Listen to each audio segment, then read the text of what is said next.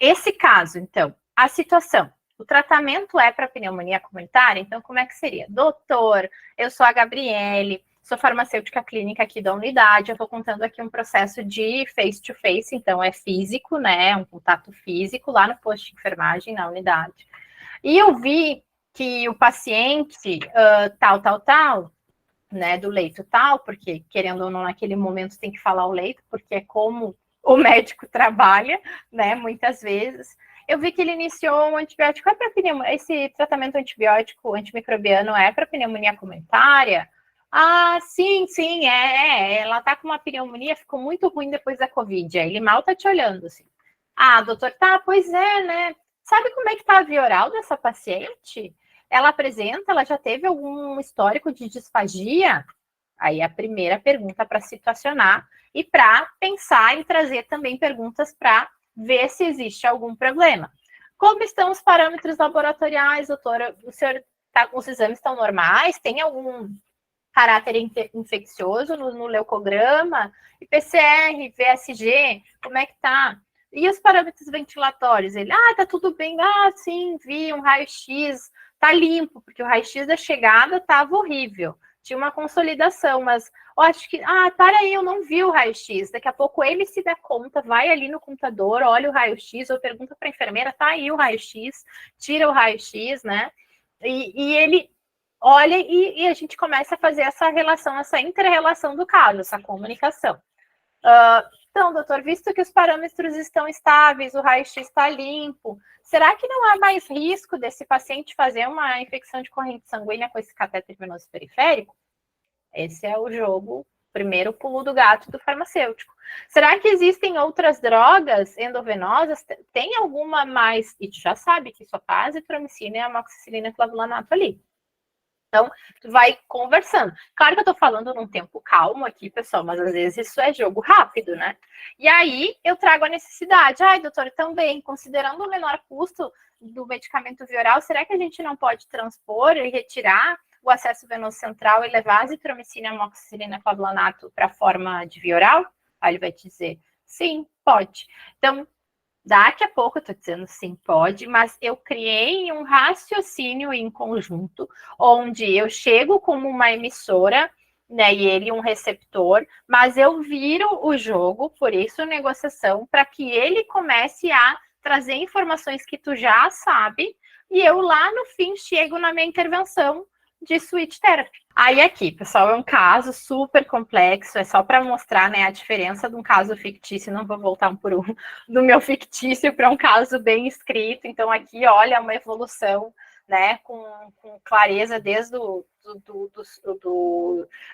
da história, da identificação do paciente, da história prévia, né, desse paciente. É uma criança, então, é um paciente com 2 anos e 5 meses com crise convulsiva, que dá entrada num pronto atendimento infantil após queda da cama, não presenciada pelos familiares. Olha o detalhe, né? Com trauma em região frontal, quem atua em pediatria, geralmente as evoluções de pediatria são ótimas mesmo, né? Com internação hospitalar para neurocirurgia, a equipe de neurocirurgia entra. Não vou me deter aqui aos detalhes, mas é só para mostrar a diferença de uma evolução estruturada como o SWAP, né, que dá para usar, e o subjetivo, objetivo,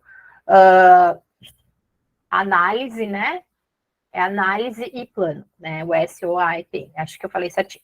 E aí, aqui é um paciente que está em uso de fenitoína e tem sonda nasoentérica, uma criança. E a gente sabe que farmacêutico, você é o farmacêutico que sonda nasoentérica, né? Paciente recebendo nutrição com fenitoína, tem interação ali, reduz a absorção e a fenitoína não vai funcionar.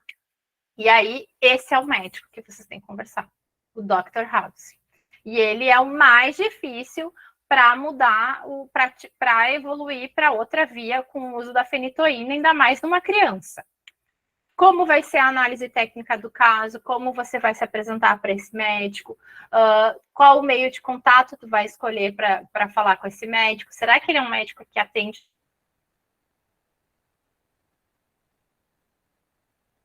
por telefone, a conversa, qual o resultado, se esse resultado for negativo, se ele me olhar feio, o que eu vou fazer, né? Então, colocar aqui diferentes médicos a análise, a consciência dessa situação é muito importante. Então, para vocês estruturarem essa argumentação e essa comunicação efetiva. Então, a gente vai chegar, vai conversar com esse médico, vai colocar na estrutura de screening aqui que eu estou trazendo para vocês, né? O uso de fenitoína é para controle da epilepsia. Doutor, como que está a via oral desse paciente? Porque ele está recebendo, já sabe que ele está recebendo alimento por sonda, né? Então, só para, né? Ele está com sonda, daqui a pouco ele vai te responder, né? Um house da vida vai te responder isso. Está com sonda, está recebendo dieta por ali. Tá? Quais são os problemas, como que estão os parâmetros laboratoriais, tem dosagem sérica dessa fenitoína, está em nível terapêutico, e aí tu, como farmacêutico, já sabe que não está em nível terapêutico. Visto que os parâmetros estão em subdose, aí ele daqui a pouco, eu não vi ainda. Peraí, doutor, deixa eu olhar aqui. Aí tu olha na prancheta e faz que olha, né? Cria uma cena.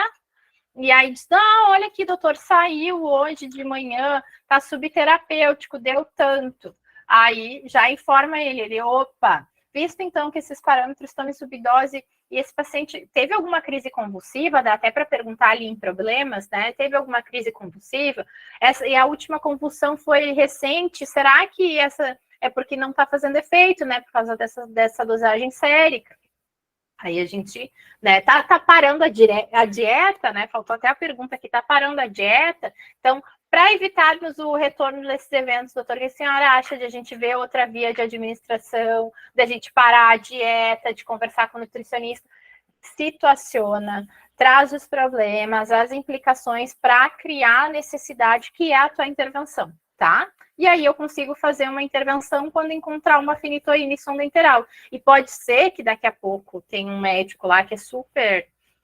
mas da onde tu viu isso? Tu leva lá o guideline que fala sobre interações medicamentosas, que fala sobre interação medicamento-nutriente, então, que traz muito claro a redução de absorção da fenitoína quando acontece esse tipo de situação, tá?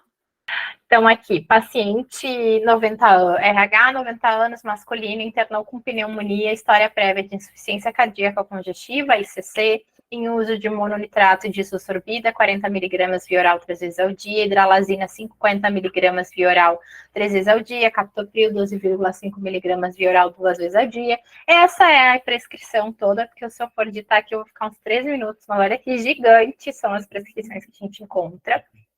Né? E ele tá, além de ter esse monte de medicamento, que vale até, né, a gente readequar o horário, revisitar o prazo, né, verificar a interação, ele tem um exame laboratorial demonstrando perda de função renal. Tá? Então, provavelmente aqui, com essa função renal, eu tenha medicamento, dose, que vai precisar ser revista. E aí, eu tô em round. Eu analisei essa prescrição, eu entendi o caso desse paciente, eu estou em round, eu sou ali, ó, de jalequinho, de óculos, né, tem o médico, essa é a cena que se espera de um round, né, o médico liderando, o enfermeiro ali, nutricionista, toda a equipe, técnicos de enfermagem, e a gente tem uma intervenção de ajuste de dose. E aí, o que eu faço? Qual que é a situação do paciente? O médico vê o que eu vejo, daqui a pouco eu não consegui atuar, né, no round, eu não consegui passar essa informação de ajuste de dose que a creatinina está alterada, né? Então eu situaciono, eu vou até esse médico ao fim do round, por exemplo. Pergunto ao médico sobre quais problemas ele está vendo no caso e nessa situação que foi dita a ele, se daqui a pouco dentro dessa perda de função vai se buscar alguma terapia né, não de substituição renal, mas que olhe para esse rim de uma forma diferente, né, que olhe volume, que olhe a clínica do que possa estar aportando nesse rim. Quais implicações que esses problemas podem estar causando no paciente, então o risco de alguns desses medicamentos, de algumas dessas doses estarem lesionando, né, com nefrotoxicidade e consequentemente mais perda de função renal, como que o médico avalia isso, e dessas implicações que eu encontro nessa discussão, eu sugiro, vamos ajustar a função renal, né, qual é o risco desse paciente de daqui a pouco evoluir para uma alta, visto que ele está com a maioria em via oral, evoluir para alta com uma perda de função renal nesse caso, né? Então, tem nefrologista, daqui a pouco discutir com o nefrologista o ajuste de dose, tá? Às vezes vale muito a pena, quando tem nefrologista no caso, a gente ir direto nele para fazer essa intervenção, tá bom? Aqui é uma carinha de como fica o ajuste de dose, né? Até não coloquei aqui, mas depois eu coloco quando for enviar a aula, que foi fornecido pela NoHarm, então achei bem bacana quando a gente vai fazer o ajuste de dose. A NoHarm traz isso, a gente consegue ver, né, as necessidades e fazer as intervenções na tela.